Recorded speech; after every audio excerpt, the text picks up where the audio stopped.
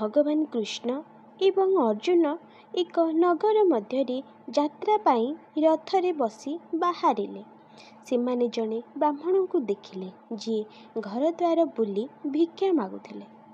ଅର୍ଜୁନ ପଣ୍ଡିତଙ୍କ ଦୁର୍ଦ୍ଦଶା ଦେଖି ଅସହଜ ଅନୁଭବ କଲେ। ତାଙ୍କ ପ୍ରତି ତାଙ୍କର ଦୁଃଖ ଅନୁଭବ ହେଲା। ତେଣୁ ଅର୍ଜୁନ ସେହି ବ୍ରାହ୍ମଣଙ୍କୁ ଡାକି ତାଙ୍କୁ କହିଲେ, ମୋ ପାଖରେ ତୁମକୁ ଦେବା ପାଇଁ କିଛି ଅଛି। ଏହା କହି ଅର୍ଜୁନ ସୁନାମୁଦ୍ରା ଭର୍ତ୍ତି ଏକ ଛୋଟ ବ୍ୟାଗ୍ ବାହାର କରି ତାଙ୍କୁ ଦେଲେ। ପଣ୍ଡିତ ଅତ୍ୟନ୍ତ ଖୁସି ହୋଇ ଭାବିଲେ, ବାଃ, ଈଶ୍ୱରଙ୍କ ବନ୍ଧୁ ଏତେ ଗୁରୁତ୍ୱପୂର୍ଣ୍ଣ ସାହାଯ୍ୟ କରିଛନ୍ତି। ଏହା ଭାବି ପଣ୍ଡିତ ତାଙ୍କ ହାତ ଯୋଡ଼ି ଭଗବାନ ଏବଂ ଅର୍ଜୁନ ଉଭୟଙ୍କୁ ପ୍ରଣାମ କଲେ। ପ୍ରଣାମ କରିସାରିବା ପରେ ସେ ତାଙ୍କ କୁଟୀରକୁ ଫେରିଗଲେ। ପଣ୍ଡିତ ଅତ୍ୟନ୍ତ ଖୁସି ହୋଇ ଭାବୁଥିଲେ, ବାଃ, ଧନ ରୂପରେ ଏତେ ଖୁସି ମୋ ଜୀବନରେ ଆସୁଛି। କିନ୍ତୁ ପଣ୍ଡିତଙ୍କ ଦୁର୍ଭାଗ୍ୟ ଦେଖନ୍ତୁ, ସେ ରାସ୍ତାରେ ଜଣେ ଡକାୟତଙ୍କ ସହିତ ସାକ୍ଷାତ କଲେ। ସେ ପଣ୍ଡିତଙ୍କ ହାତରେ ସୁନାମୁଦ୍ରା ଭର୍ତ୍ତି ଏକ ବ୍ୟାଗ୍ ଦେଖିଲେ ଏବଂ ତାଙ୍କଠାରୁ ତାହା ଚୋରି କରିନେଲେ। ପଣ୍ଡିତ ଭିକ୍ଷା ମାଗୁଥିଲେ, ମୁଣ୍ଡ ପୋତି ନିଜ ଭାଗ୍ୟକୁ ଅଭିଶାପ ଦେଉଥିଲେ। ପଣ୍ଡିତ ଦୁଃଖିତ ହୃଦୟରେ ଘରକୁ ଫେରିଲେ ଏବଂ ତାଙ୍କ ସ୍ତ୍ରୀଙ୍କୁ ସମଗ୍ର ଘଟଣା ବର୍ଣ୍ଣନା କଲେ। ସେ କିପରି ତାଙ୍କ ଜୀବନରେ ଖୁସି ଆଣିଥିଲେ ତାହା ବର୍ଣ୍ଣନା କଲେ, କିନ୍ତୁ ଦୁର୍ଭାଗ୍ୟବଶତଃ ସବୁକିଛି ହରାଇଗଲା। ତାଙ୍କ ସ୍ତ୍ରୀ ମଧ୍ୟ ଏହି ଭାଗ୍ୟରେ ଦୁଃଖିତ ହୋଇଗଲେ। ତାପରେ କ'ଣ ହେଲା? ପରଦିନ ପୁଣି ସମାନ ପରିସ୍ଥିତି ସୃଷ୍ଟି ହେଲା। ସେ ଘରେ ଘର ବୁଲି ଭିକ୍ଷା ମାଗିବାକୁ ଲାଗିଲେ। ଭଗବାନ ଶ୍ରୀକୃଷ୍ଣ ଏବଂ ଅର୍ଜୁନ ନଗରକୁ ଫେରି ଆସିଲେ ଏବଂ ପୁଣି ସେହି ପଣ୍ଡିତଙ୍କୁ ଭିକ୍ଷା ମାଗୁଥିବାର ଦେଖିଲେ। ଅର୍ଜୁନ ପଣ୍ଡିତଙ୍କୁ ଡାକି କହିଲେ, ହେ ବ୍ରାହ୍ମଣ, ମୁଁ ଗତକାଲି ତୁମକୁ ସୁନାମୁଦ୍ରା ଭର୍ତ୍ତି ଏକ ଥଳି ଦେଇଥିଲି, ତେବେ ତୁମେ ଏବେ କାହିଁକି ଭିକ୍ଷା ମାଗୁଛ? ପଣ୍ଡିତ ଦୁଃଖିତ ହୃଦୟରେ ତାଙ୍କର ଦୁଃଖଦ ଘଟଣା ବର୍ଣ୍ଣନା କଲେ। ସେ କହିଲେ, ଗତକାଲି ମୋ ସହିତ କିଛି ବହୁତ ଖରାପ ଘଟଣା ଘଟିଛି। ଅର୍ଜୁନ କହିଲେ, ଠିକ୍ ଅଛି, ଚିନ୍ତା କର ନାହିଁ।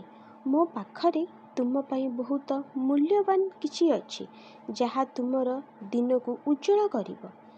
ଏହା କହି ଅର୍ଜୁନ ଏକ ଅମୂଲ୍ୟ ମୁକ୍ତା ବାହାର କଲେ, ଯାହାର ମୂଲ୍ୟ ମାପି ହେବ ନାହିଁ। ସେ ପଣ୍ଡିତଙ୍କୁ ଦେଲେ ଏବଂ ତାକୁ ସୁରକ୍ଷିତ ରଖିବାକୁ କହିଲେ। ପଣ୍ଡିତ ବହୁତ ଖୁସି ହେଲେ ଏବଂ ହାତ ଯୋଡ଼ି ଅର୍ଜୁନଙ୍କୁ ପ୍ରଣାମ କରି କହିଲେ, ତୁମେ କେବଳ ଜଣେ ସର୍ବୋଚ୍ଚ ଧନୁର୍ଦ୍ଧର ନୁହଁ, ବରଂ ଜଣେ ମହାନ ମାନବ ମଧ୍ୟ। ଏହି ସମୟରେ ଭଗବାନ ଶ୍ରୀକୃଷ୍ଣ ଏସବୁ ଘଟୁଥିବାର ଦେଖୁଥିଲେ। ସମୟରେ ନିଜ ମନରେ ମନରେ ହସୁଥିଲେ। ସେ ଅତୀତ ଏବଂ ଭବିଷ୍ୟତ ସବୁ ଜାଣିଥିଲେ। କ'ଣ ଘଟିବ ଏବଂ କ'ଣ ହେବ ନାହିଁ ତାହା ସେ ଜାଣିଥିଲେ। ପଣ୍ଡିତ ଖୁସିରେ ତାଙ୍କ କୁଡ଼ିଆକୁ ଫେରିଗଲେ। ଯେତେବେଳେ ସେ କୁଡ଼ିଆରେ ପହଞ୍ଚିଲେ, ତାଙ୍କ ସ୍ତ୍ରୀ ସେଠାରେ ନଥିଲେ। ସେ ପାଣି ଆଣିବା ପାଇଁ ଏକ ପାଣି ପାତ୍ର ଧରି ନଦୀକୁ ଯାଇଥିଲେ। ପଣ୍ଡିତ ଏହି ମୂଲ୍ୟବାନ ମୁକ୍ତାକୁ ଲୁଚାଇବା ପାଇଁ ଏକ ସ୍ଥାନ ଖୋଜିବା ଆରମ୍ଭ କଲେ, ଯାହାଦ୍ୱାରା କେହି ଏହାକୁ ଚୋରି ନ କରିବେ। ସେ ନିକଟରେ ଏକ ପୁରୁଣା ଖାଲି ପାଣି ପାତ୍ର ଦେଖିଲେ। ସେ ମୁକ୍ତାକୁ ତା ଭିତରେ ରଖିଲେ। ପାତ୍ରରେ ମୁକ୍ତା ରଖି ପଣ୍ଡିତ ତାଙ୍କର ଚିନ୍ତାରୁ ମୁକ୍ତି ପାଇଲେ ଏବଂ ଆଶ୍ୱସ୍ତିର ନିଶ୍ୱାସ ନେଲେ। ସେ ଭାବିଥିଲେ ଯେ କେହି ଏହାକୁ ଆଉ ଦେଖିବେ ନାହିଁ କି ଏହାକୁ କିଏ ଚୋରି କରିପାରିବେ ନାହିଁ। ପଣ୍ଡିତ ବିଶ୍ରାମ ନେବାକୁ ଗଲେ ଏବଂ କିଛି ସମୟ ପରେ ସେ ଶୋଇପଡ଼ିଲେ। ଏହି ସମୟରେ ପଣ୍ଡିତଙ୍କ ସ୍ତ୍ରୀ ନଦୀରୁ ପାଣି ଭର୍ତ୍ତି ଏକ ପାତ୍ର ନେଇ ଘରକୁ ଫେରୁଥିଲେ। ଦୁର୍ଭାଗ୍ୟବଶତଃ ତାଙ୍କ ପାଦ ଏକ ବୁଦାରେ ଫସିଗଲା, ଯାହା ଫଳରେ ପାତ୍ରଟି ପଡ଼ି ଭାଙ୍ଗିଗଲା।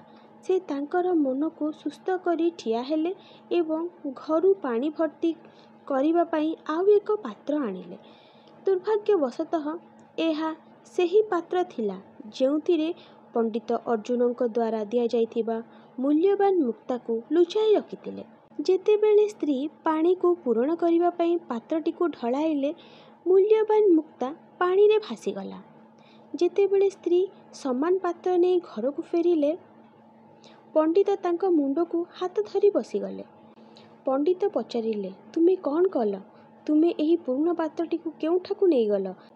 ବ୍ରାହ୍ମଣୀ ଉତ୍ତର ଦେଲେ, ପୂର୍ବ ପାତ୍ରଟି ଭାଙ୍ଗି ଯାଇଥିଲା, ତେଣୁ ପାଣି ଭର୍ତ୍ତି କରିବା ପାଇଁ ମୁଁ ଏହି ପାତ୍ର ନେଇଗଲି। ପଣ୍ଡିତ ତୁରନ୍ତ ଉଠି ପାତ୍ର ଭିତରକୁ ଚାହିଁଲେ। ସେଥିରେ ଦେଖିଲେ କୌଣସି ମୁକ୍ତା ନଥିଲା। ପଣ୍ଡିତ ବହୁତ ଦୁଃଖିତ ହେଲେ ଏବଂ ପୁଣି ତାଙ୍କ ଭାଗ୍ୟକୁ ଅଭିଶାପ ଦେବାକୁ ଲାଗିଲେ। ତାଙ୍କ ସ୍ତ୍ରୀ ପଚାରିଲେ, ପଣ୍ଡିତ ସବୁ କିଛି କହିଲେ। ପଣ୍ଡିତ ପରଦିନ ପୁଣି ଭିକ୍ଷା ମାଗିବାକୁ ବାହାରକୁ ଗଲେ। ଏହା 2 କିମ୍ବା 3 ଦିନ ପର୍ଯ୍ୟନ୍ତ ଚାଲିଲା।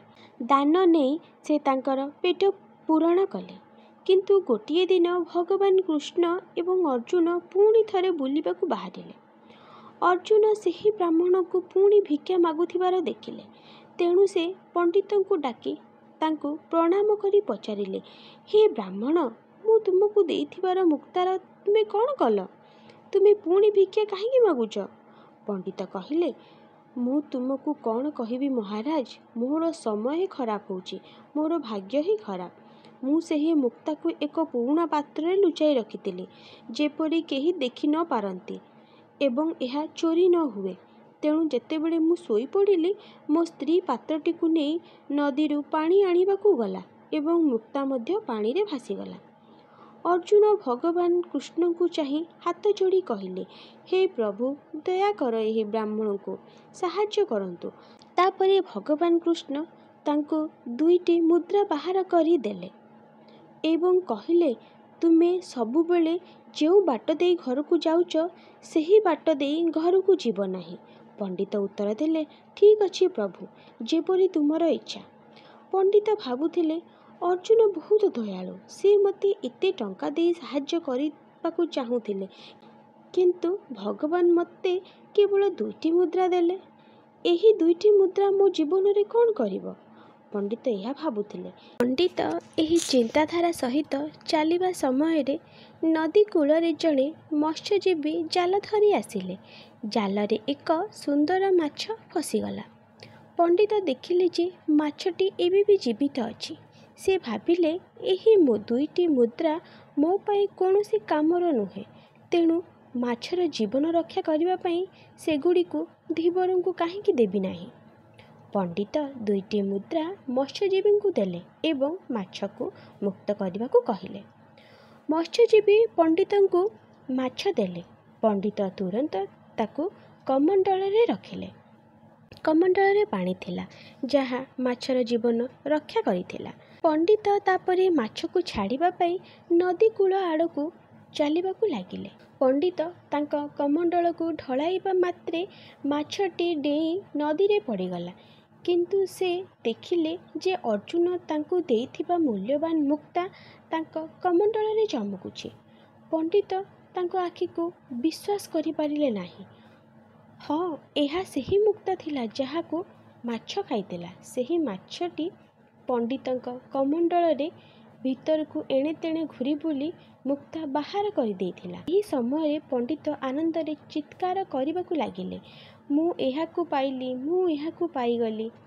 ସେ ଚିତ୍କାର କରୁଥିବା ସମୟରେ ପଣ୍ଡିତଙ୍କ ସୁନା ଥଳି ଚୋରି କରିଥିବା ଡକାୟତ ମଧ୍ୟ ସେହି ବାଟ ଦେଇ ଯାଉଥିଲେ। ରାଜାଙ୍କ ସୈନ୍ୟମାନେ ଅଳ୍ପ ଦୂରରେ ଆସୁଥିଲେ, ତେଣୁ ଡକାୟତ ପଣ୍ଡିତଙ୍କ ସ୍ୱର ଶୁଣିଲେ।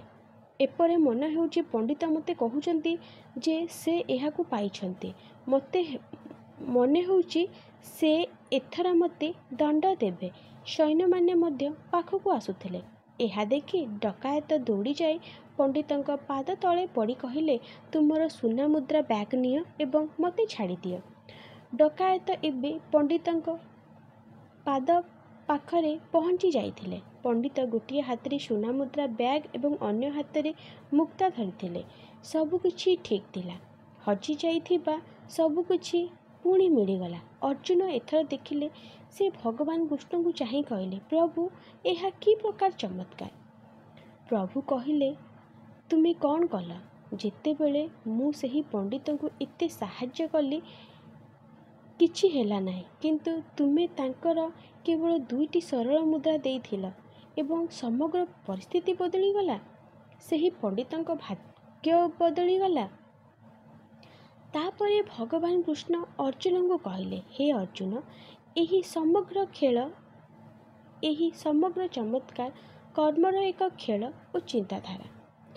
ଯେତେବେଳେ ତୁମେ ତାଙ୍କୁ ସାହାଯ୍ୟ କରିବା ପାଇଁ ତୁମର ଯାହା ଥିଲା ତାଙ୍କୁ ଦେଇଥିଲ, ପଣ୍ଡିତ କେବଳ ନିଜ ବିଷୟରେ ଚିନ୍ତା କରୁଥିଲେ। କିନ୍ତୁ ଆଜି ଯେତେବେଳେ ମୁଁ ତାଙ୍କୁ 2ଟି ମୁଦ୍ରା ଦେଇଥିଲି, ସେ ନିଜ ବିଷୟରେ ନୁହେଁ ବରଂ ସେହି ମାଛ ବିଷୟରେ ଚିନ୍ତା କରୁଥିଲେ। ଏବଂ ଏପରି ପରିସ୍ଥିତିରେ ଯେତେବେଳେ ସେ କାହା ପାଇଁ ଭଲ କରିବା ବିଷୟରେ ଚିନ୍ତା କରିଥିଲେ ଏବଂ ତାହା କରିଥିଲେ, ତେଣୁ କର୍ମ ନିଜର ଭୂମିକା ଗ୍ରହଣ କରିଥିଲା ଏବଂ ପଣ୍ଡିତ ତାଙ୍କ କର୍ମର ଫଳ ପାଇଲେ। ତେଣୁ ବନ୍ଧୁଗଣ, ଏହି କାହାଣୀ ଆମକୁ ଶିକ୍ଷା ଦିଏ ଯେ ଭଲ କାମ ଅନୁସରଣ କର। ତେଣୁ ଯଦି ଆପଣ କେବେ ଜୀବନରେ କାହାକୁ ସାହାଯ୍ୟ କରିବାର ସୁଯୋଗ ପାଆନ୍ତି, ତେବେ ସଚ୍ଚୋଟ ହୃଦୟର ସହିତ ସେବା କରନ୍ତୁ, ସାହାଯ୍ୟ କରନ୍ତୁ। ଯେତେବେଳେ ଆପଣ କାହାକୁ ସମ୍ପୂର୍ଣ୍ଣ ହୃଦୟରେ ସାହାଯ୍ୟ କରନ୍ତି, ଆପଣ କେବଳ ପୁରସ୍କାର ପାଇବେ ନାହିଁ ବରଂ ଅନ୍ୟ ବ୍ୟକ୍ତିଙ୍କ ଆଶୀର୍ବାଦ ମଧ୍ୟ ପାଇବେ।